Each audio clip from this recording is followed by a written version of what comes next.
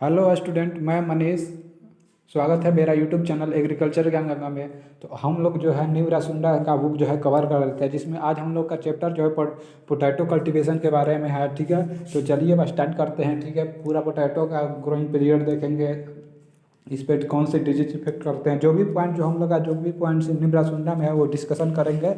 तो चलिए, अगर आपको वीडियो अच्छा लगेगी तो लाइक और चैनल को सब्सक्राइब जरूर कर दीजिएगा। चलिए स्टार्ट करते हैं। बोल रहा है पोटैटो। पोटैटो बेसिकली पोटैटो का बोटनिकल नेम जो होता है क्या होता है, सोलेनम ट्यूबरोसम होता है। ठीक है, पोटैटो का बोटनिकल नेम क्या होता है, सोलेनम ट्यूबरोसम होता है। ठीक है, इसे किंग्स ऑफ वेजिटेबल भी बोलते हैं। क्या बोलते हैं, किंग ऑफ वेजिटेबल, मतलब इसको क्या बोलते हैं, सब्जियों का राजा बोलो, इसको बोला जाता है पोटैटो को। ठीक है, यह कैश क्रॉप होता है। ठीक है, क्योंकि इसका जो मार्केटेबल वैल्यू जो होता है हाई होता है, पर यूनिट एरिया जो होता है मार्केटेबल वैल्यू इसका बहुत ज़्यादा हाई होता है। ठीक है, इसीलिए यह कैश क्रॉप होता है। ठीक है, इसे किंग्स ऑफ वेजिटेबल भी बोला जाता है। इसका बोटनिकल नेम क्या होता है, सोलेनम ट्यूबरोसम। ठीक है, चलिए आगे हम लोग देखते हैं।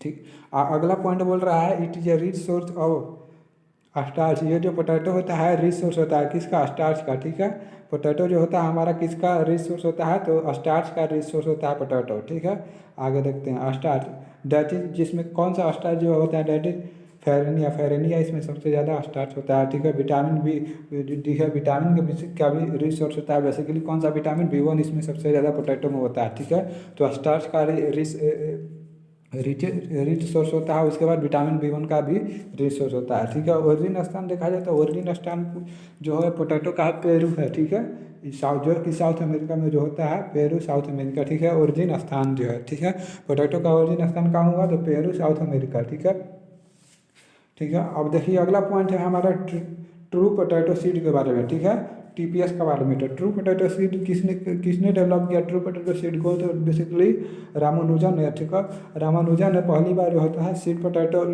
ट्रू पोटैटो सीड का डेवलपमेंट किया था। उसकी क्या होता है, ट्रू पोटैटो सीड बेसिकली क्या होता है कि जो हमारे पोटैटो प्लांट होते हैं वहाँ पर जो फ्लावर होते हैं, ठीक है, फ्लावर से जो होता है कि मतलब कुछ कुछ कोई कोई प्लांट में दिखाया जाता है कि उस फ्लावर से जो होते हैं फ्रूट्स निकलते हैं, जो कि वेरी टोमेटो के एकदम टोमेटो का जब साइज छोटा होता है उसी आकार में होते हैं। ठीक है, और उससे जो होता है उसमें बीज जो होते हैं बहुत छोटे, जैसे जैसे छोटे टमाटो में कैसे एकदम छोटे छोटे बीज आते हैं वैसे ही उसमें आते हैं। ये बेसिकली जो है एक फार्मर ग्रो नहीं करता है इसको, बेसिकली ये इसको ब्रीडर जो होता है डेवलप करता है। ठीक है, जिससे मतलब इसका जो बीज है रिक्वायर्ड अगर 100 से 150 ग्राम ट्रू पोटैटो सीड आ जाना तो पर हेक्टेयर के लिए सफिशियंट हो जाता है। ठीक है, इसका मार्केट में रेट भी बहुत ज़्यादा होता है। तो ट्रू पोटैटो सीड का जो होता है रेट कितना, मतलब 100 से 250 100 से 150 ग्राम जो सीड होता है रिक्वायर्ड होता है। ठीक है, नर्सरी के लिए। ठीक है, पहले इसका ट्रू पोटैटो सीड को क्या किया जाता है, पहले नर्सरी तैयार किया जाता है। ठीक है, नर्सरी से फिर क्या किया जाता है, अपना कमर्शियल कल्टीवेशन के लिए मेन फील्ड में जो है लगाया जाता है। अब एरिया एंड डिस्ट्रीब्यूशन का बात क्या कर लिया जाए तो एरिया एंड डिस्ट्रीब्यूशन में सबसे नंबर 1 जो है एरिया में उत्तर प्रदेश आता है बेसिकली इंडिया में, उसके बाद वेस्ट बंगाल आता है, उसके बाद बिहार आता है। ठीक है, उत्तर प्रदेश नंबर 1, उसके बाद वेस्ट बंगाल, उसके बाद 3rd नंबर पे बिहार जो आता है एरिया में आता है। प्रोडक्शन के बात किया तो सम टेंडर्स ऑफ एरिया, जो सब टेंडर्स ऑफ एरिया होता है वहाँ पर जो होता है इसका प्रोडक्शन सबसे ज़्यादा होता है। ठीक है, अगला पॉइंट देख लिया जाए। ठीक है, तो अगला पॉइंट बेसिकली हम लोग को बोल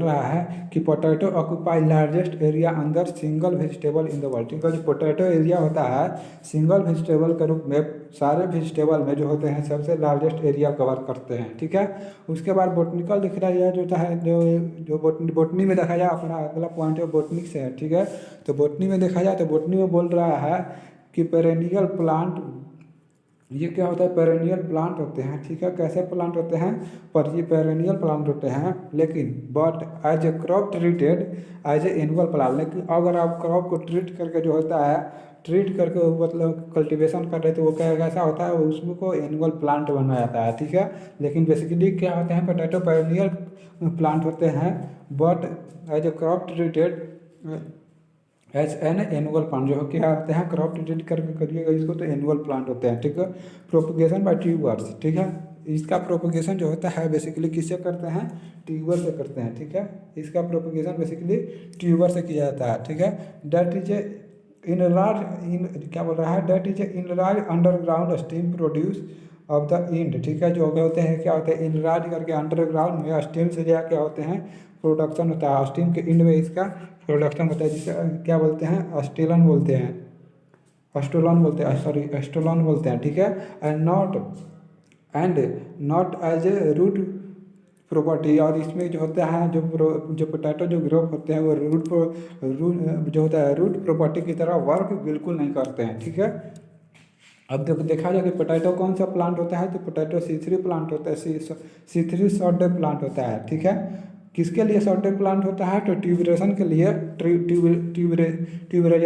ट्यूबराइजेशन पॉइंट ऑफ व्यू से देखा जाए, तो ट्यूबराइजेशन पॉइंट ऑफ व्यू से देखा जाए तो जो होते हैं पोटैटो क्या होते हैं शॉर्ट डे प्लांट होते हैं। लेकिन अगर देखा जाए फ्लावरिंग पॉइंट ऑफ व्यू से देखा जाए तो फ्लावरिंग पॉइंट ऑफ व्यू से ये लॉन्ग डे प्लांट होते हैं, ये इंपॉर्टेंट लाइन है, याद रखिएगा, ठीक है। तो पोटैटो बेसिकली क्या होते हैं C3 प्लांट होते हैं। शॉर्ट डे प्लांट कब होते हैं, जब ट्यूबराइजेशन मतलब इसका ट्यूबर जो होता है उस पीरियड में, ठीक है, उस पॉइंट ऑफ व्यू से देखा जाए तो ट्यूबराइजेशन पॉइंट ऑफ व्यू से देखा जाए तो उसके लिए जो पोटैटो होता है शॉर्ट डे प्लांट होता है। लेकिन अगर फ्लावरिंग पॉइंट ऑफ व्यू से देखा जाए तो फ्लावरिंग पॉइंट ऑफ व्यू से क्या क्या होते हैं, ये लॉन्ग डे प्लांट होते हैं, ठीक है।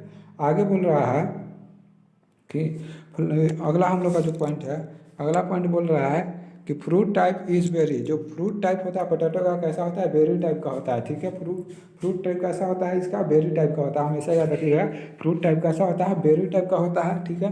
Potato required temperature for sufficient tuber, ठीक है।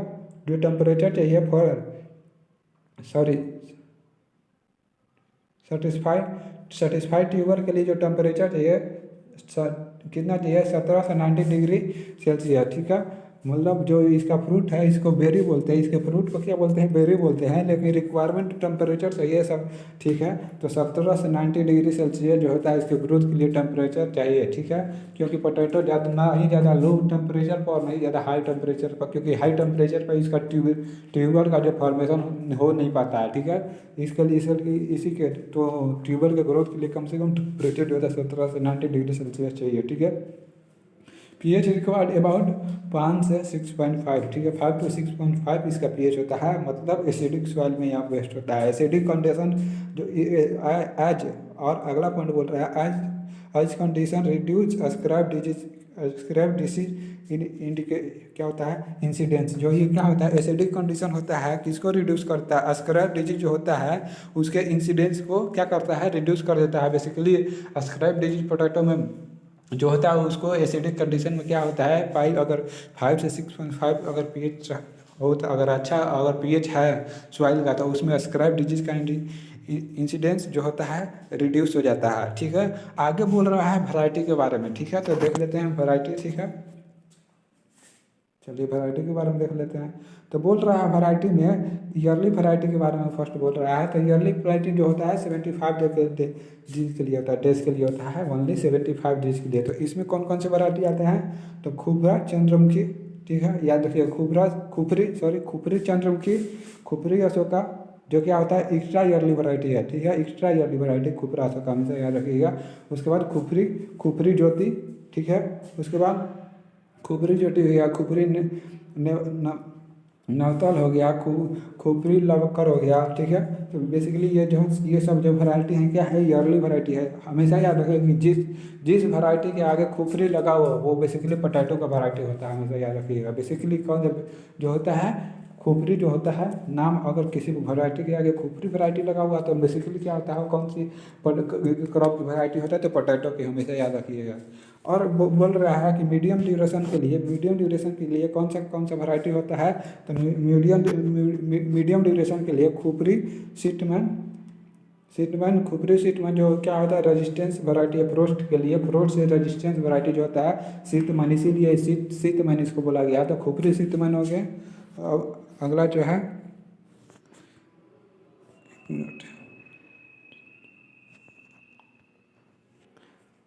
देखिए, और अगला कौन सा वैरायटी है, तो ये जो बहुत ही पॉपुलर वैरायटी है खुपरी बादशाह, ठीक है। खुपरी बादशाह हो गया, ठीक है। और लेट मेच्योरिटी वैरायटी में देखा जाता है, लेट मेच्योरिटी में देखा जाए तो लेट मेच्योरिटी में जो होता है खुपरी देव, खुपरी सिंधी, ये दोनों वैरायटी लेट वैरायटी के लिए बहुत ही इंपॉर्टेंट है, खुपरी देव और खुपरी सिंधी, ठीक है।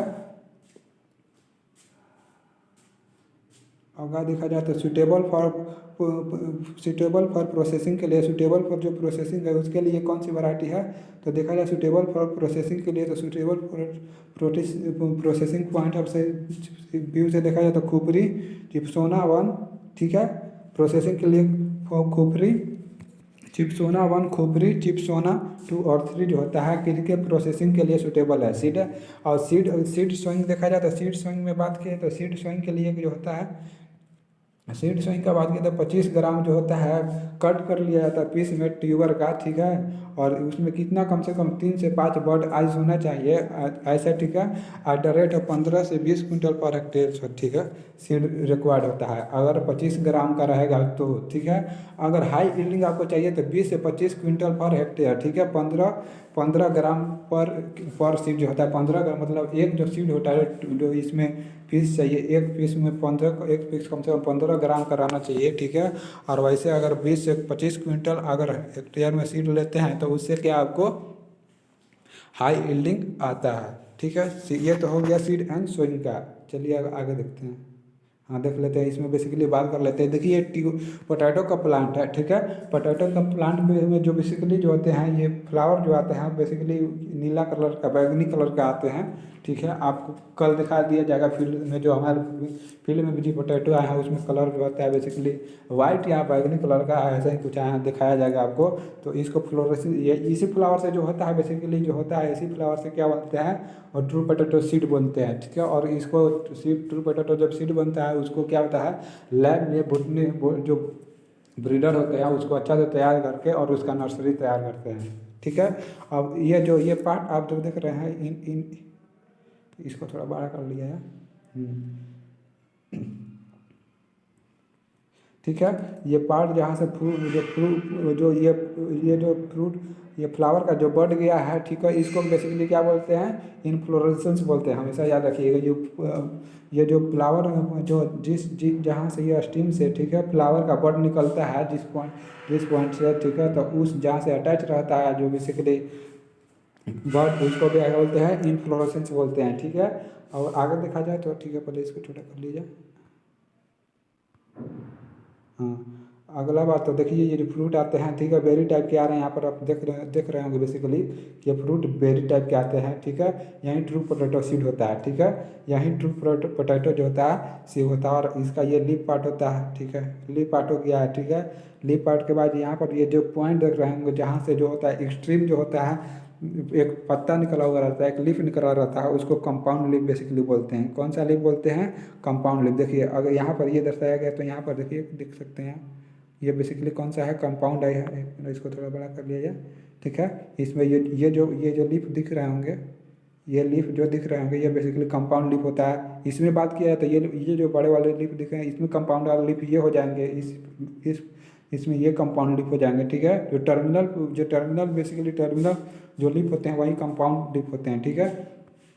आगे तो लीफ फ्लैट देखा जाए तो इसको लीफ फ्लैट बोलते हैं, ठीक है। जो निचले वाले इसको क्या बोलते हैं लीफ फ्लैट बोलते हैं। नोटिस को थोड़ा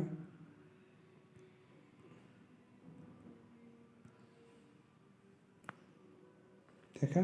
तो कंपाउंड लीफ आप देख लीजिए। उसके बाद लीफ फ्लैट देखा जाए तो ये जो होते हैं ये लीफ फ्लैट निचला वाला पोर्शन में जो होते हैं लीफ होते हैं उसको लीफ फ्लैट बोला जाता है, ठीक है। लीफ फ्लैट बोला जाता है, हमेशा याद रखिएगा इसको लीफ फ्लैट बोला जाता है। ये जो मेन स्टीम होते हैं इसका, ठीक है, मेन स्टीम होते हैं। मेन स्टीम के बाद बोला जाए तो जो जहाँ से पोटैटो जो मतलब जड़ से होकर जहाँ से पोटैटो निकलते हैं ट्यूबर जो बनाते हैं उस पॉइंट को क्या बोलते हैं, इस पॉइंट को क्या सेल्टन बोलते हैं, स्टोलन बोलते हैं, सॉरी स्टोलन बोलते हैं, हमेशा याद रखिएगा इसको स्टोलन बोलते हैं, ठीक है। स्टोलन बोल लेते हैं। ये अंडरग्राउंड स्टीम होता है, ठीक है।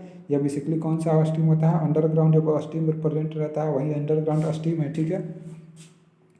ठीक है, इसका मदर ट्यूब बोलते हैं, ठीक है, मदर ट्यूब बोलते हैं। जो ये पोटैटो में पहले कौन सा होता है, जो मदर ट्यूब आप स्विंग की ओर आते हैं, ठीक है, जो स्विंग करते हैं उसको मदर ट्यूब बोला जाता है, ठीक है। और इसको ट्यूबर बोला जाता है, जो ट्यूब मदर ट्यूबर होता है, ठीक है, मदर ट्यूबर होता है। जो बेसिकली आप पोटैटो ग्रो करते समय यूज करते हैं वही मदर ट्यूबर होता है। उसी से मेन स्ट्रीम निकलता है, स्टीम निकलता है, मेन स्टीम उसी से निकलता है। उसके बाद क्या होता है, ट्यूब होते हैं, ट्यूबर होते हैं जो बनते हैं, ठीक है। ये अंडरग्राउंड स्टेट हो गया। और इसका जो अंडरग्राउंड स्टेट का निचला जो पार्ट होता है इसको हम लोग रूट बोलते हैं, बेसिकली क्या बोलते हैं, रूट बोलते हैं। चलिए, तो ये हो गया हमारा इसका स्ट्रक्चर हो गया, ठीक है।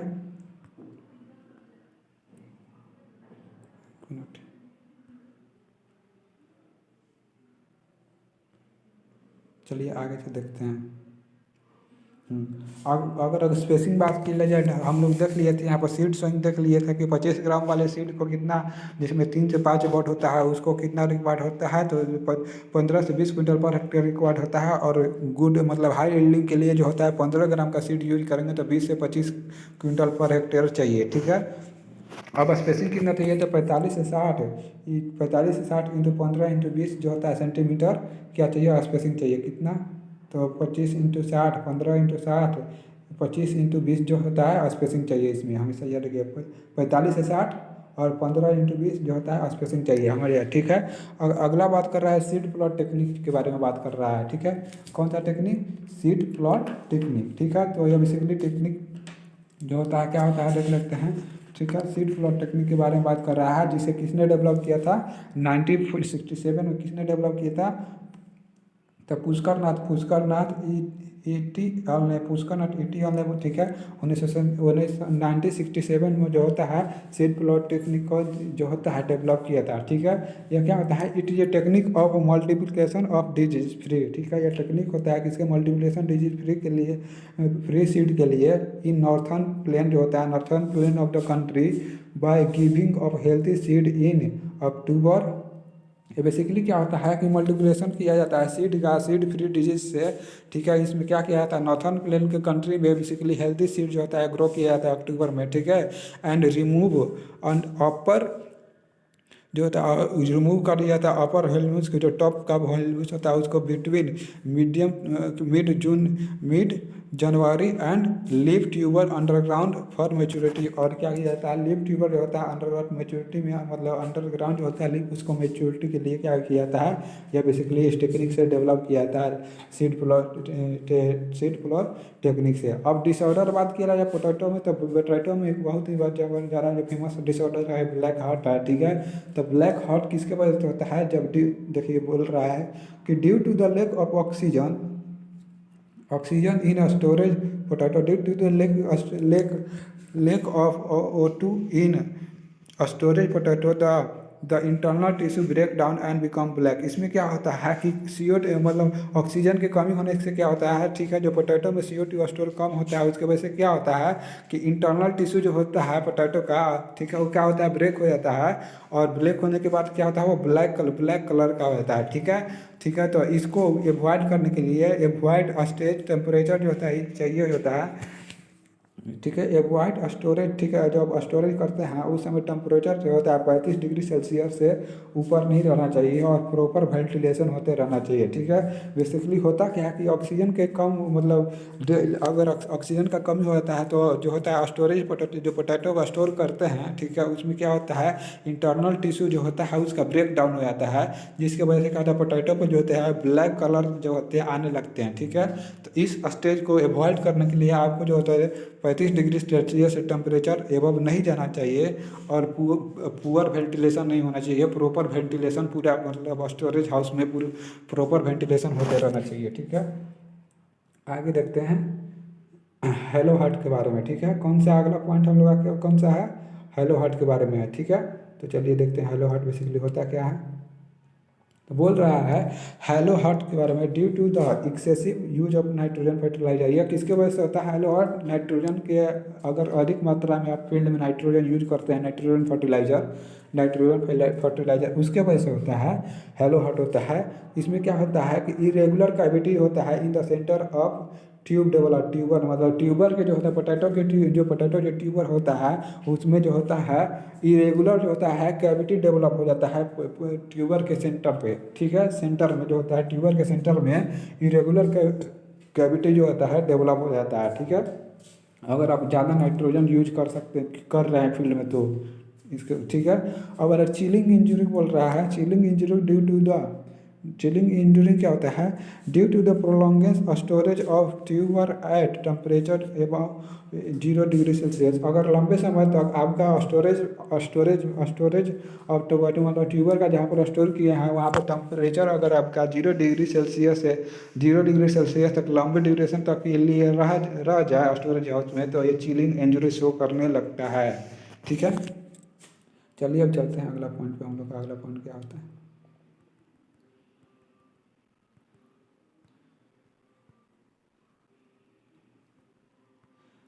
अगला पॉइंट जो होता है, ठीक है। तो चलिए कुछ इंपॉर्टेंट पॉइंट्स है इससे रिलेटेड, तो चलिए इंपॉर्टेंट पॉइंट जो है डिस्कशन कर लेते हैं, ठीक है। जो हम लोग का जो न्यूरासुंडा का जो अब इंपॉर्टेंट पॉइंट है डिस्कशन कर लेते हैं। तो ये बोल रहा है कि डोरमेंसी ब्रेकर जो होता है, डोरमेंसी ब्रेकर इसमें क्या बोल रहा है देखिए, मे बी यूज 1% थायो यूरिया, ठीक है। क्या कर सकते हैं डोरमेंसी ब्रेक करने के लिए, तो यूज कर सकते हैं 1% थायो यूरिया किसके साथ, with 1 ppm of GA3 gibberellic acid for 10 minute, ठीक है। आप इसके मतलब डोरमेंसी को ब्रेक करने के लिए 1% थायो यूरिया, ठीक है, 1 ppm GA3 के साथ यूज कर सकते हैं 10 मिनट से 10 मिनट के लिए। इससे क्या होता है डोरमेंसी ब्रेक हो सकता है। Fertiliser KCl not use in solanaceae crop, जो सोलेनेसी क्रॉप होता है बेसिकली KCl जो होता है फर्टिलाइजर यूज नहीं किया जाता है। Hence chlorosis has advance effect on dry matter and starch content of, ठीक है, और स्टार्च कंटेंट ऑफ पोटैटो, ठीक है। इसके वजह से क्या होता है जो क्लोरोसिस होता है, ठीक है, adverse effect on dry matter का एडवर्स इफेक्ट दिखाता है। उसके बाद स्टार्च कंटेंट जो होता है पोटैटो में भी इफेक्ट होता है, ठीक है। क्या होता है अब अगला पॉइंट है कि द स्टूलेन फॉर्मेशन, जब स्टूलेन फॉर्मेशन होता है एंड ट्यूबर इलोंगेशन जब होता है, ट्यूबर इलोंगेशन और स्टूलेन फॉर्मेशन जो होता है are most critical stage of irrigation. ये दो स्टेज होता है, स्टूलेन फॉर्मेशन और कौन सा ट्यूबर इलोंगेशन जो होता है। जब ये दोनों टाइम होता है, इस टाइम पे आप इरिगेशन देते हैं तो ये क्या होता है क्रिटिकल एक स्टेज होता है, जिससे क्या होता है आपका क्रॉप रिड्यूस हो सकता है, क्रॉप का यील्ड जो होता है रिड्यूस हो सकता है, क्वालिटी उसका इफेक्ट हो सकता है, ठीक है। अब अगला पॉइंट बोल रहा है कि insect of potato which infect the tuber in field as well as storage is, जो है पोटैटो वो कौन सा इंसेक्ट बोल रहा है बेसिकली, जो इंसेक्ट होते हैं जो ट्यूबर को इन्फेक्ट करते हैं फील्ड में भी और स्टोरेज टाइम पर है, उसको क्या बोलते हैं पोटैटो ट्यूबर मॉथ बोलते हैं, ठीक है। क्या बोलते हैं पोटैटो ट्यूबर मॉथ बोलते हैं, ठीक है। आगे बोल रहा है कि पोटैटो लीफ रोल वायरस जो होता है किसके वजह से ट्रांसमिट होता है फील्ड में, ठीक है। ये वायरस जो होते हैं लीफ रोल जो वायरस होते हैं पोटैटो में ट्रांसमिट होते हैं एफिड की वजह से, ठीक है। उसके बाद बोल रहा है कि रस्ट, ठीक है, wart disease of potato is due to the, किसके वजह से होता है वर्ट डिजीज ऑफ पोटैटो, तो फंगस के वजह से होता है, ठीक है। तो चलिए आज के लिए इतना ही। अगर आपको वीडियो अच्छा लगा हो तो आप चैनल को सब्सक्राइब और वीडियो को लाइक ज़रूर कर दीजिएगा, ठीक है। अगला जो हम लोग का होगा वीडियो वो क्या सोयाबीन के बारे में होगा। तो चलिए आज के लिए इतना ही, धन्यवाद।